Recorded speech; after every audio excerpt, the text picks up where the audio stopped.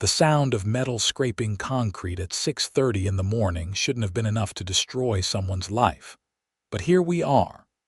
I was out front clearing the driveway after Denver's first big snowfall of the season when I heard my front door neighbor's window slam open. Looking up from my work, I saw Brenda Hutchinson leaning out, her face already twisted into that expression I'd come to know too well over the past year.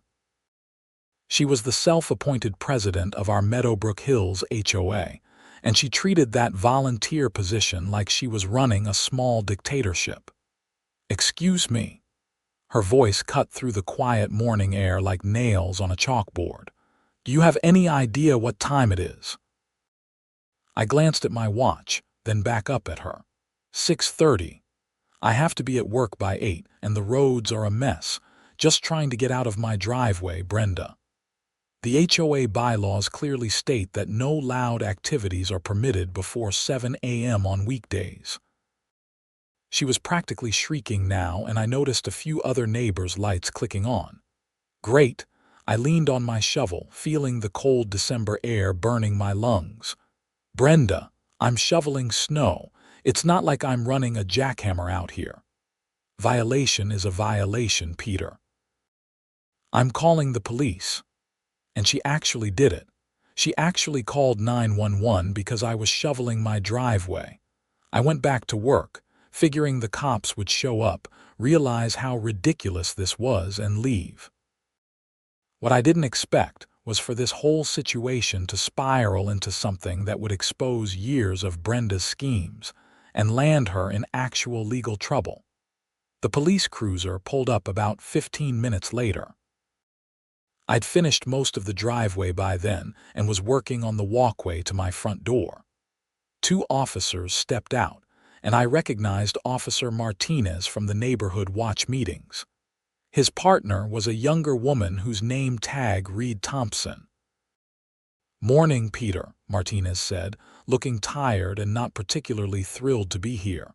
"Got a noise complaint?" "Yeah, I figured that's why you're here." I gestured to my half-cleared driveway, just trying to get to work. Brenda came storming out of her house before Martinez could respond.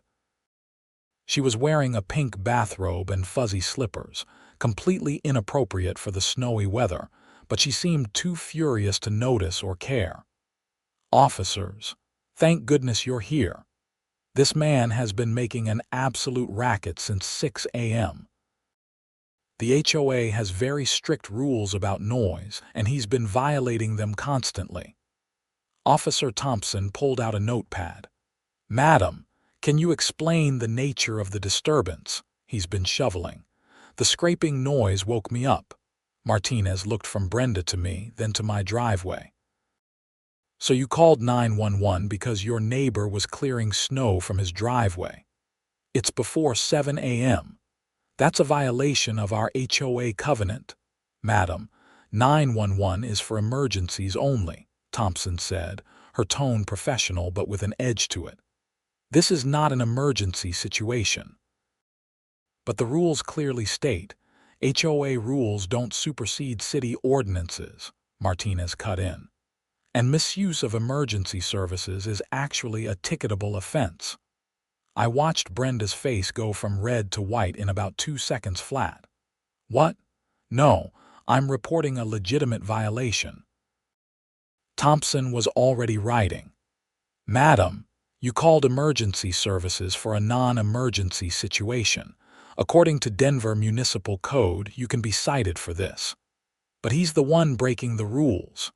Brenda's voice had gone up an octave, and she was pointing at me like I'd committed murder.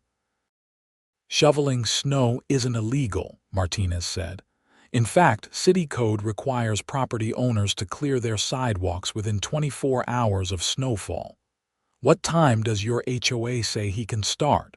7 a.m. for loud activities." "And what does the city say?" Thompson asked. Brenda sputtered. "I don't know, but our HOA city ordinance allows necessary property maintenance starting at 6 a.m., Martinez said. "Your HOA can't make rules that contradict city law. Mr. Zhu here is well within his rights." I'll admit, I was enjoying this more than I probably should have. Brenda had made my life miserable since I moved into Meadowbrook Hills 18 months ago. She'd sent me violation notices for everything from my grass being a quarter-inch too long to my car being parked incorrectly in my own driveway, whatever that meant. Watching her face as Thompson handed her a citation was incredibly satisfying. This is ridiculous. I'm the HOA president. I'm trying to maintain order in this community. You need to appear in court on the date listed, Thompson said, handing over the ticket. Have a good day, madam. As the officers returned to their cruiser, Martinez paused. Peter, you might want to check those HOA bylaws carefully. I've seen a lot of these associations, and sometimes they try to enforce rules that aren't actually legal. Just a thought. I thanked him, finished clearing my driveway, and headed inside to shower for work. But Martinez's words stuck with me all day. That evening, I dug out the massive binder of HOA documents I'd been given when I bought my house. I'd skimmed them before closing, but I'd never really studied them in detail. What I found was disturbing. The next morning, I took a personal day and drove to the Denver Public Library. I spent hours comparing our HOA's bylaws with Colorado state law and Denver city ordinances. By lunchtime, I had a list of 14 separate violations where our HOA was attempting to enforce rules that directly contradicted actual law. The grass height restriction they'd cited me for contradicted city code that allowed grass up to 8 inches. The parking restriction, completely made up. The ban on certain types of plants in front yards violated state law protecting native species. The list went on, but that wasn't the most interesting thing I found. Digging through the HOA's financial disclosures, which by law had to be available to homeowners, I noticed some weird patterns. Large payments to something called BH Management Services for community maintenance. The thing was, I'd never seen any community maintenance beyond the basic landscaping of the common areas at the neighborhood entrance. I took photos of everything and decided to do more digging. My neighbor 2 doors down, Frank Morrison, had lived in Meadowbrook Hills since the development was built 15 years ago. I found him in his garage that evening, tinkering with an old motorcycle. Hey Frank, got a minute? He looked up, wiping grease from his hands. Sure, Peter. What's up? How long has Brenda been HOA president? Frank's expression darkened. About 3 years now. Why? Just curious. Things seem pretty tightly run around here. That's one way to put it. He set down his tools. Look, I don't like to gossip, but Brenda's made this neighborhood a lot less friendly than it used to be. Before she took over, the HOA was pretty relaxed. Now it's violation notices every other week and new rules that seem designed just to annoy people. Have you ever looked at the financial statements? Frank shook his head. Can't say I have. That stuff's boring as hell. What if I told you I found some irregularities? He studied my face. I'd say I'm not surprised. What kind of irregularities? I showed him the photos on my phone, pointing out the payments to BH Management Services. $30,000 over the past 2 years to this company. What have they done? Frank's eyes widened. $30,000. Our HOA fees are only $100 a month per house. That's not a huge budget. What else is the money supposed to go to? According to the bylaws, maintaining common areas, insurance, legal fees if necessary, and a reserve fund. But look at this. I scrolled to another document. The reserve fund hasn't grown in 3 years. It's actually decreased. That doesn't make sense. We've got, 80 houses in this development. That's $8,000 a month coming in, almost $100,000 a year. Where's it all going? That was exactly what I wanted to know. Over the next week, I became obsessed with figuring out what was going on. I filed a formal request with the HOA for detailed financial records, which they were legally required to provide within 10 business days. I also started talking to other neighbors, carefully feeling out their opinions on Brenda and the HOA. What I discovered was a neighborhood divided. About half the residents, mostly older homeowners who'd been there a while, were fed up with Brenda's increasingly aggressive enforcement of petty rules. The other half, newer residents mostly, seemed either indifferent or actually supportive of her strict approach. Then I talked to Margaret Chen, who lived on the next street over. "Oh, I have stories about Brenda," she said when I asked. "We were standing in her driveway while her kids played in the yard. Did you know she tried to fine me $500 because my son drew on the driveway with chalk?" "You're kidding." "Wish I was. She said it violated the community aesthetic standards. I told her to pound sand and the fine mysteriously disappeared, but not before she sent 3 nasty letters." "Did you ever fight back?" Margaret sighed. "I thought about it, but honestly, I work full-time. I've got 3 kids and my husband travels for work. I don't have the energy to go to war with the HOA. It's easier just to fly under the radar." That seemed to be the common attitude.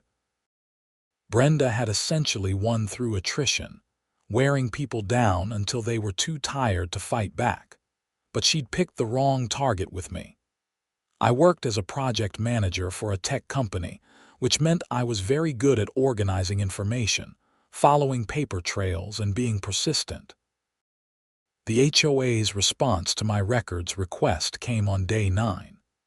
It was a letter from Brenda, typed on official HOA letterhead, informing me that the detailed financial records I'd requested would require a processing fee of $250. I immediately looked up Colorado HOA law. Processing fees were allowed, but they had to be reasonable and related to actual costs. For electronic records, which is what I'd requested, there was no way scanning and emailing documents could cost $250. I wrote back, citing the specific statute, and demanded the records within 3 days or I'd file a complaint with the Colorado Division of Real Estate, which oversees HOAs in the state. 2 days later, I got an email from an address I didn't recognize. The subject line read, "You should see this." Inside was a zip file containing what looked like years of financial records for Meadowbrook Hills HOA. But these weren't the sanitized summaries that had been posted on the community website. These were detailed ledgers, bank statements, and invoices. And they showed exactly where the money was going. BH Management Services wasn't a real company. The business address listed was a UPS store mailbox in Aurora. The payments were being made by check, and when I looked at the images of the canceled checks, I could just make out the endorsement stamps on the back. They'd been deposited into an account belonging to Brenda Hutchinson. She'd been embezzling HOA funds for at least 3 years. I stared at my computer screen, my heart pounding. This wasn't just petty HOA tyranny anymore. This was actual fraud, probably felony level given the amounts involved. I needed to be smart about this. I couldn't just go to Brenda and confront her. I needed to document everything and go through proper channels. I spent the rest of that evening making backup copies of all the files and organizing them into a clear timeline of payments and dates. The next morning, I called a lawyer. Not just any lawyer, but one who specialized in HOA disputes. Her name was Patricia Morris, and she had good reviews online. "Mr. Zhu, what you're describing is quite serious," she said after I'd laid out everything I'd found. "You're essentially alleging embezzlement and fraud." "I know. That's why I wanted to talk to a lawyer before doing anything else." "Smart move. Do you know who sent you these files?" "No idea. The email address was just a string of random letters and numbers at a Gmail account." Probably someone else in the HOA who knew what was going on but didn't want to be identified. Here's what I recommend. File a complaint with the Colorado Division of Real Estate immediately. They have an HOA enforcement division that investigates this kind of thing. Also, given the amounts involved, you should report this to the Denver Police Department's Fraud Division. Will they actually do anything with this level of documentation? Absolutely. This is cut and dried. She created a fake company and paid HOA money into her personal account. That's textbook embezzlement. Patricia helped me file the complaint with the state that afternoon. We included all the financial records, my analysis of the fake company, and a detailed timeline. Then we went to the police station, where I spent 2 hours giving a statement to a detective named Sarah Kowalski. "This is good work," Detective Kowalski said, flipping through the printed documents I'd brought. "Most people wouldn't have caught this or known how to document it properly. What made you start digging?" I told her about the snow shoveling incident and the ticket Brenda had received. Kowalski actually laughed. "So she calls the cops on you for shoveling snow, gets cited herself, and in revenge, you discover she's been stealing from the HOA for years." It wasn't revenge exactly. I was just curious about the HOA rules and it spiraled from there. "Well, whatever the motivation, you've handed us a solid case. I'll need to get a warrant for her bank records to confirm the deposits, but based on what you've shown me, I think we've got probable cause. This might take a few weeks to put together properly." Weeks. She's going to notice the state investigation soon, won't she? Probably. But here's the thing about embezzlers. They usually think they're too smart to get caught. She might just try to brazen it out. Detective Kowalski was right. 3 days after I filed the state complaint, I got a hand-delivered letter from Brenda. It was a cease and desist, claiming I was harassing her and spreading false information about the HOA's finances. It threatened legal action if I didn't stop immediately. I forwarded it to Patricia, who actually seemed pleased. "This is perfect," she said. "She's trying to intimidate you into backing off, which shows consciousness of guilt. Save everything she sends you." The next HOA meeting was scheduled for the following Tuesday.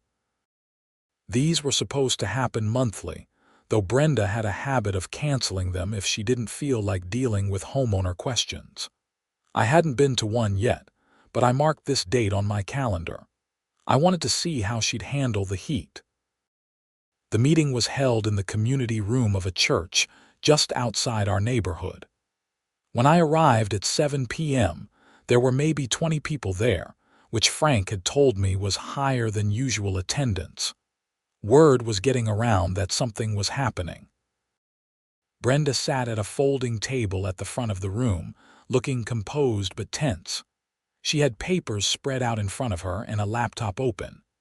2 other board members sat with her, Tom Hendricks, the treasurer, and Linda Wu, the secretary. Both looked uncomfortable. "Let's begin," Brenda said, banging a gavel like she was running an actual courtroom. "First item on the agenda is approving last month's minutes." "Point of order," I said, standing up. Brenda's eyes locked onto me and I could see the fury there. "Mr. Zhu, you need to wait to be recognized." "Actually, according to Robert's Rules of Order, which your own bylaws say govern these meetings, any homeowner can raise a point of order at any time." Several people turned to look at me with interest. Brenda's face was turning red. "Fine. What's your point of order?" "I'd like to add an item to the agenda. Discussion of HOA finances and the payments to BH Management Services." The room went dead silent. Tom, the treasurer, looked like he wanted to sink through the floor. Linda was staring at her laptop screen like it held the secrets of the universe. "That's not how this works," Brenda said. "Agenda items must be submitted in writing at least 48 hours before the meeting. Actually, that's not in your bylaws anywhere, I checked. Well, it's an informal rule. Then we can informally add it to the agenda, I said. Unless you have a reason you don't want to discuss it. Frank stood up. I'd like to hear about it too. Peter mentioned something about $30,000 to a management company I've never heard of. Other people started murmuring. Margaret Chen raised her hand. I want to know where our money is going to. Brenda was losing control of the room and she knew it. This is highly irregular. Tom, as treasurer, can you address these concerns? Tom looked like he'd rather be literally anywhere else. I can provide a summary of our expenditures. BH Management Services has provided various maintenance and administrative services over the past 3 years. What services specifically? I asked. I'd have to check my records. You're the treasurer at a treasurer meeting and you don't know what $30,000 was spent on. I have summaries, not detailed invoices. Why not? Tom opened his mouth, closed it, then looked at Brenda. That look told me everything I needed to know. He was either in on it or had been kept in the dark deliberately. This is absurd, Brenda said. I don't have to justify every expense to someone who's been in this community for barely a year and has already racked up multiple violations. Violations for having grass a quarter inch too long and shoveling snow at a legal hour, I shot back. And actually, yes, you do have to justify expenses. Colorado law requires HOA boards to maintain detailed financial records and make them available to homeowners.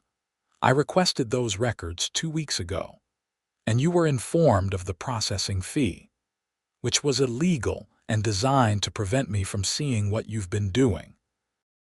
How dare you imply? I'm not implying anything. I'm stating facts.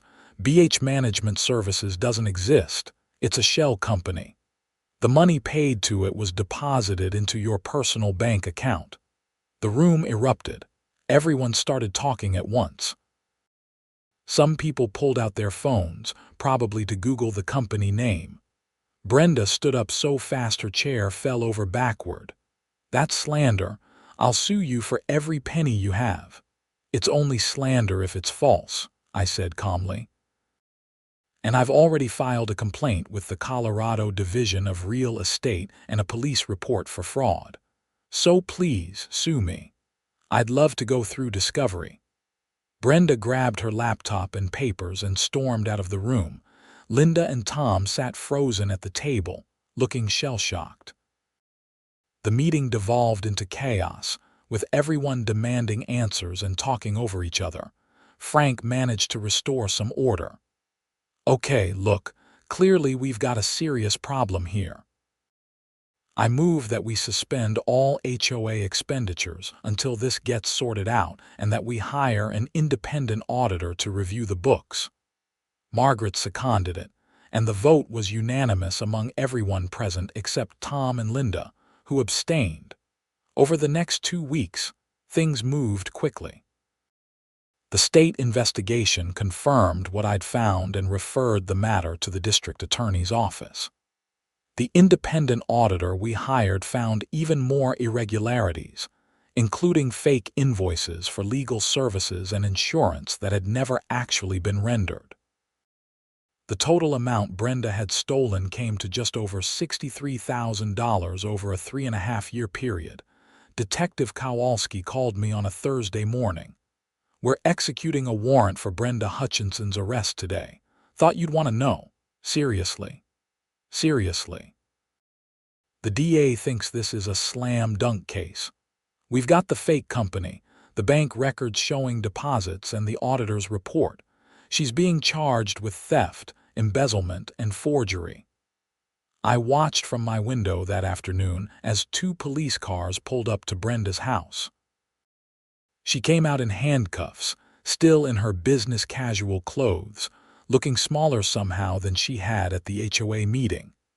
Her husband followed, talking frantically on his phone, probably calling a lawyer. Several neighbors came out to watch. I saw Margaret recording on her phone. Frank gave me a thumbs up from his driveway. It should have felt like a bigger victory, but mostly I just felt tired. The case moved through the court system over the following months. Brenda initially tried to claim the money was for legitimate expenses and that the company name was just a tax strategy, but that fell apart quickly under scrutiny. Her lawyer eventually advised her to take a plea deal. She pleaded guilty to felony theft and was sentenced to 3 years in prison, with the possibility of parole after 18 months. She was also ordered to pay full restitution to the HOA, plus interest and penalties. Her husband, who claimed he'd known nothing about it, put their house up for sale immediately. They were divorced within 6 months. The HOA elected a new board with Frank as president.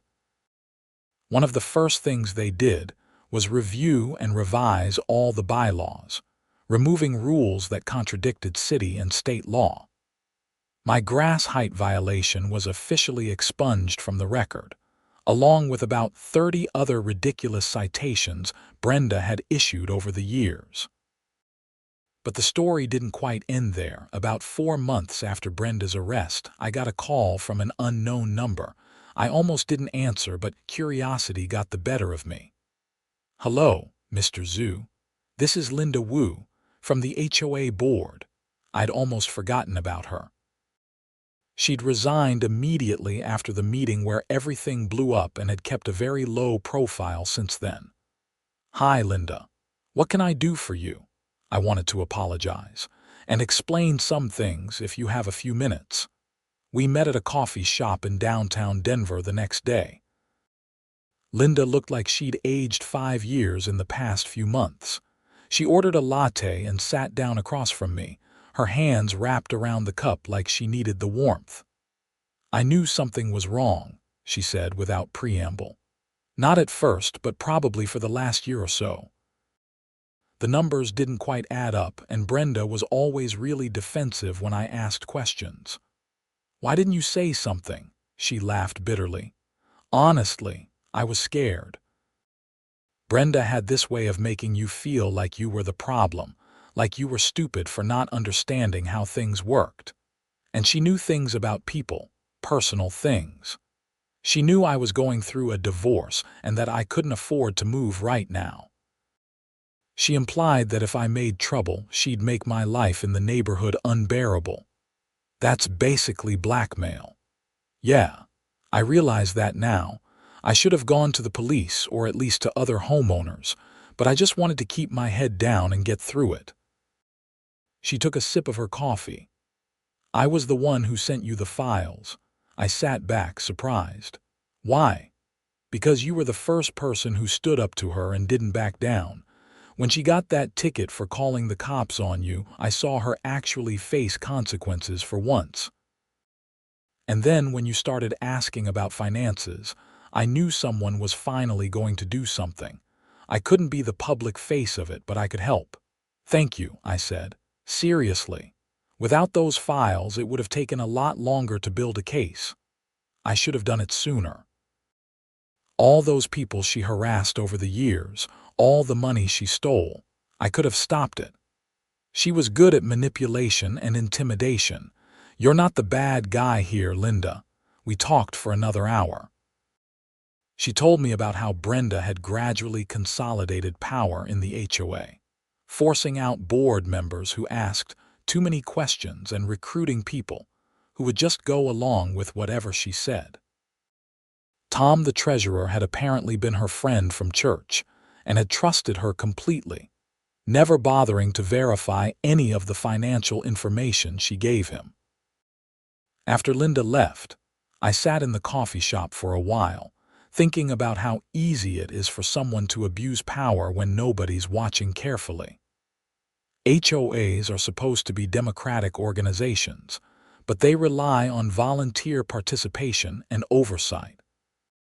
When people are too busy or too intimidated to get involved, someone like Brenda can take over and run things like a personal fiefdom. The court date for Brenda's sentencing was in June. about 8 months after I'd first discovered the embezzlement. Patricia Morris, my lawyer, suggested I attend, both to see the conclusion of the case and to provide a victim impact statement on behalf of the HOA if I wanted to. I did want to. The courtroom was less dramatic than I expected. It was a regular weekday morning, and there were several cases being heard. Brenda's was scheduled for 10 a.m. She arrived with her lawyer, wearing a conservative gray suit and looking like she'd lost weight. Her hair, which had always been perfectly styled, was pulled back in a simple ponytail. The prosecutor laid out the case efficiently. The fake company, the forged invoices, the systematic theft over multiple years. The defense attorney tried to paint Brenda as someone who'd made mistakes, but wasn't a career criminal, emphasizing her previously clean record and her cooperation with authorities. When it came time for victim impact statements, Frank spoke on behalf of the current HOA board, explaining how the theft had depleted the community's reserve fund and forced them to raise dues to cover necessary expenses. Then I was called up. I kept it brief. "Your Honor, what Miss Hutchinson did wasn't just steal money. She created an environment of fear and intimidation in our neighborhood. People were afraid to speak up because she'd retaliate with bogus violations and fines. She abused her position of trust and used it to silence anyone who might have discovered what she was doing. The financial damage is real, but the damage to our community's sense of security and trust might take even longer to repair." Brenda didn't look at me while I spoke. She stared straight ahead, her face blank. When the judge asked if she wanted to say anything before sentencing, she stood up. Her voice was quiet, very different from the shrill demands I was used to. "I'm sorry," she said. "I know that's not enough, but I am. I started taking the money because my husband lost his job and we were behind on bills. I told myself it was just a loan, that I'd pay it back. But then it got easier to take more, and I convinced myself I deserved it for all the work I did for the neighborhood. I know now that was wrong. I destroyed my marriage, my reputation, and my freedom because I was too proud to ask for help or admit I'd made a mistake." The judge listened, then delivered the sentence. 3 years in prison with eligibility for parole after 18 months. Full restitution of $63,842.16, plus $10,000 in penalties and fees. Permanent ban from serving on any HOA board in Colorado. Brenda was taken into custody immediately. As the bailiff led her away, she glanced back at the courtroom. For just a second, her eyes met mine. I couldn't read her expression. Regret? Resentment? Maybe both. Life in Meadowbrook Hills slowly returned to normal over the next year, though it was a different kind of normal. The new HOA board under Frank's leadership was much more relaxed about enforcement. They focused on actual issues like maintaining common areas and ensuring the neighborhood pool and playground were kept in good condition. The ridiculous rules about grass height and chalk on driveways were formally abolished. New bylaws were written that emphasized community building over rule enforcement. We started having quarterly neighborhood barbecues, and Frank even organized a community garden in one of the common areas. My relationship with my neighbors improved dramatically. Margaret and her husband invited me to their annual holiday party. Frank and I started working on his motorcycle together on weekends. Even Tom, the former treasurer, apologized to me directly for not catching Brenda's fraud and thanked me for exposing it. The house next to mine sold about 10 months after Brenda's sentencing. A young couple with a toddler moved in, first-time home buyers who were excited about the neighborhood. I helped them move in on a Saturday, carrying boxes up their driveway. "Is this a pretty quiet neighborhood?" The husband asked me as we took a water break. I thought about how to answer that. "It is now," I said. "We had some drama with the HOA a while back, but it got resolved." "Oh, good. We were worried about getting into one of those nightmare HOA situations you hear about online." "Yeah, we had one of those. But the new board is great. Just don't shovel snow too early in the morning and you'll be fine." He laughed, thinking I was joking. The funny thing is, the whole situation had actually improved my life in unexpected ways. Before the snow shoveling incident, I'd been pretty isolated. I went to work, came home, and kept to myself. I'd moved to Denver from San Francisco for a job and didn't know many people outside of work. Fighting Brenda and investigating the fraud had forced me to connect with my neighbors. Those connections had turned into real friendships. Frank introduced me to his poker group. Margaret's kids started coming over to play with my dog, a rescue beagle I'd adopted a few months after all the court stuff ended. I actually felt like I was part of a community now, not just someone who lived in a house on a street. I even started dating someone I met at one of the neighborhood barbecues. Her name was Amy, and she lived on the other side of the development.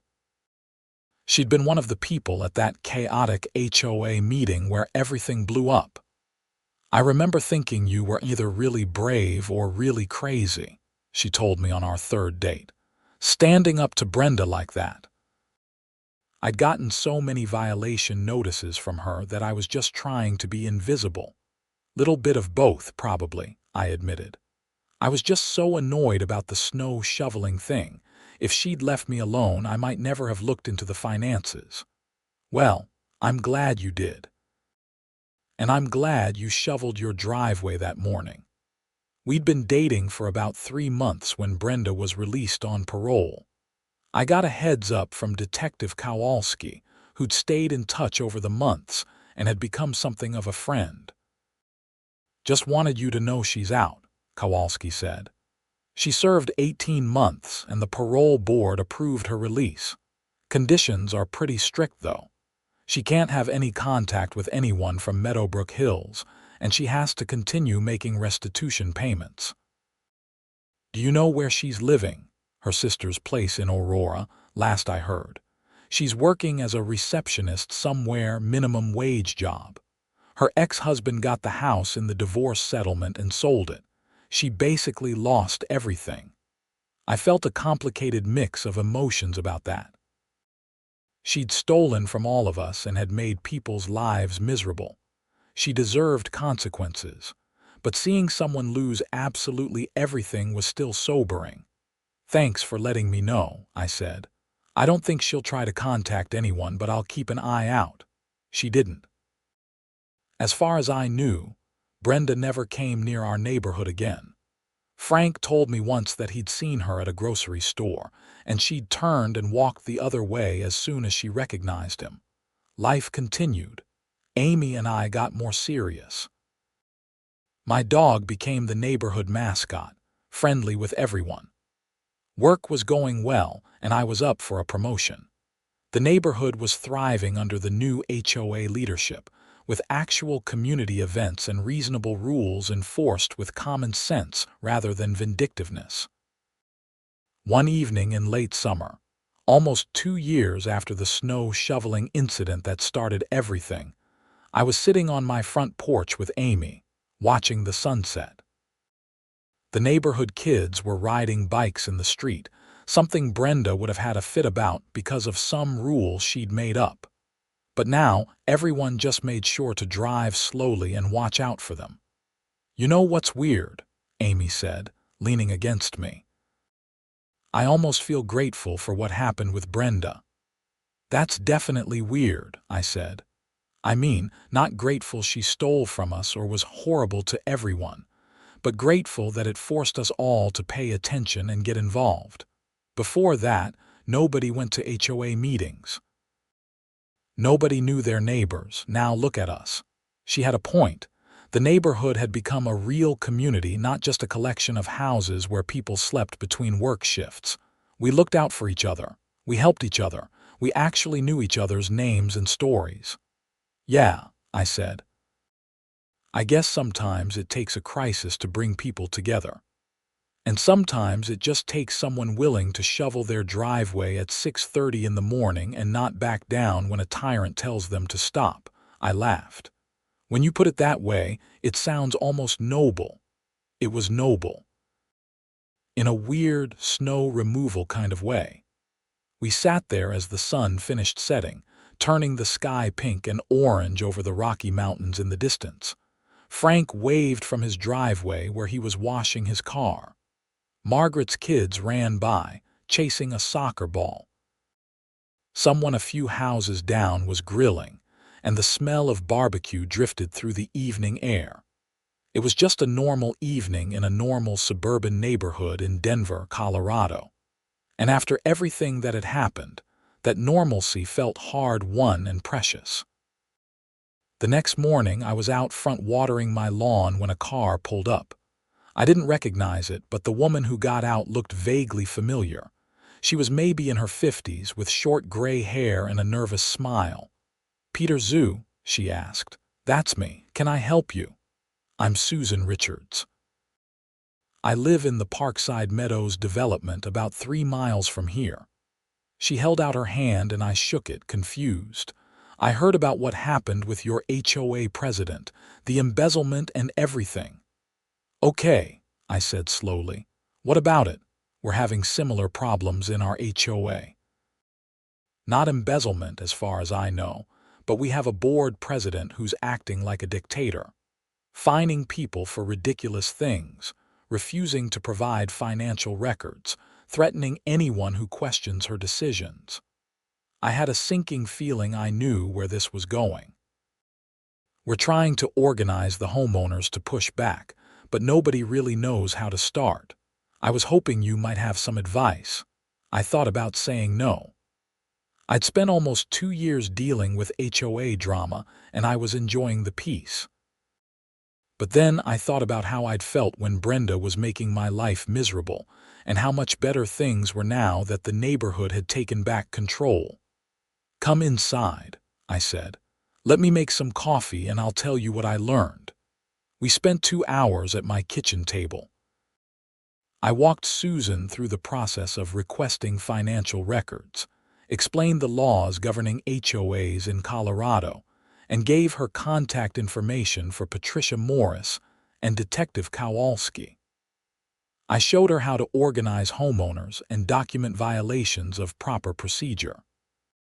"The key thing is you can't do this alone," I told her. "You need other homeowners committed to the cause. If it's just you, the board can isolate and wear you down. But if you've got 10 or 15 people backing you up, they can't ignore it." "How did you get people on your side?" "Honestly, I got lucky. Brenda had pissed off so many people over the years that they were ready to revolt. They just needed someone to take the first step. Once I did that and showed people what was really going on, it snowballed." Susan took notes on her phone and asked smart questions. By the time she left, she seemed more confident and energized. "Thank you so much," she said at the door. "I know this was probably the last thing you wanted to deal with." "It's fine," I said, and surprisingly I meant it. These HOA boards only get away with this stuff because people don't push back. If I can help you avoid the same situation, that's worth a couple hours of my time. After she left, I told Amy about it. She gave me a look. "Are you becoming the neighborhood HOA problem solver now?" "God, I hope not," I said. "Once was enough." But over the next few months, 2 more people from other neighborhoods contacted me with HOA problems. Word had apparently spread through some online neighborhood forums about what had happened in Meadowbrook Hills. I gave them the same advice and resources I'd given Susan. In one case, the homeowners successfully recalled their board and installed new leadership. In another, they discovered their board president had been accepting kickbacks from contractors hired to do community maintenance, and he resigned before criminal charges could be filed. I didn't set out to become an HOA reform activist, but I guess that's what happened anyway. Patricia Morris joked that I should start a consulting business. I told her I had a perfectly good job already, thanks. On the 2-year anniversary of the snow shoveling incident, Frank threw a party. He called it the Shoveling Freedom Celebration, and made everyone laugh by presenting me with a golden shovel trophy that he'd clearly made himself out of spray-painted plastic. To Peter, he said, raising his beer, who proved that sometimes the best way to deal with tyranny is just to keep shoveling. Everyone cheered. We ate burgers and drank beer and told stories about the Brenda era like it was ancient history, even though it had only been 2 years. Tom, the old treasurer, even showed up and made self-deprecating jokes about being the world's worst accountant. Later in the evening, after most people had gone home, I sat with Frank and a few others around his fire pit. You know what I learned from all this? Margaret said, poking the fire with a stick. HOAs aren't the problem. People not paying attention is the problem. If we'd all been watching, Brenda never could have done what she did. Eternal vigilance, Frank agreed. That's the price of keeping crazy HOA presidents from taking over. That and being willing to shovel snow at 6:30 in the morning despite threats from tyrants, I added. We all laughed, but there was truth to it. The neighborhood had learned its lesson. Board meetings now had regular attendance. Financial reports were reviewed carefully. People asked questions and expected real answers. And everyone shoveled their driveways whenever they wanted to, without fear of violation notices or angry neighbors calling the cops. As I walked home that night, Amy's hand in mine, I thought about how strange life is. 2 years ago, I'd been miserable, isolated, and under siege from a petty tyrant who thought she owned the neighborhood. All because I'd shoveled snow too early. Now I had friends, a girlfriend, a community I cared about, and apparently a reputation as someone who could take down corrupt HOA boards. None of that had been in my plans when I'd moved to Denver, but life rarely goes according to plan, and sometimes the unexpected detours lead somewhere better than where you were trying to go. My phone buzzed with a text from an unknown number. Hi, my name is Jennifer. I live in the Riverside Commons development, and I heard you help some people with HOA problems. I was wondering if you might have some advice. I looked at the message, then at Amy. Another one, she smiled. You could just ignore it. I could, I agreed, but I knew I wouldn't. Because I remembered what it felt like to be bullied by someone abusing their authority, and to feel like there was nothing I could do about it. If I could help someone avoid that or escape it faster than I did, it was worth the time. I texted back, "Sure, give me a call tomorrow and we can talk." Amy shook her head, but she was still smiling. You're a good person, Peter Zoo, or a glutton for punishment. Those aren't mutually exclusive.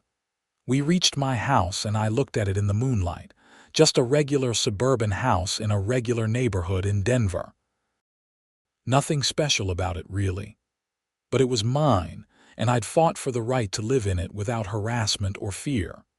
And somehow, that simple act of standing up for myself had rippled outward in ways I never could have predicted. All because I'd refused to stop shoveling snow when a woman named Brenda told me I had to wait another 30 minutes. Life is funny that way. The smallest acts of defiance can lead to the biggest changes. You just have to be willing to pick up the shovel and keep clearing your path, no matter who tells you to stop. I'd learned that lesson in the most absurd way possible, but I'd learned it well. And now I was passing it on to others, one frustrated homeowner at a time. The golden shovel trophy sat on my mantle, ridiculous and perfect. Every time I looked at it, I remembered that morning 2 winters ago, standing in my driveway at 6:30 a.m., scraping metal on concrete, completely unaware that I was about to uncover fraud and transform my neighborhood. All because a Karen named Brenda had made the mistake of calling the cops on the wrong person. And really, when you thought about it, that was the funniest part of the whole story. She'd started a chain of events that destroyed her life, all because she couldn't stand the sound of someone shoveling snow. Sometimes justice comes from the most unexpected places.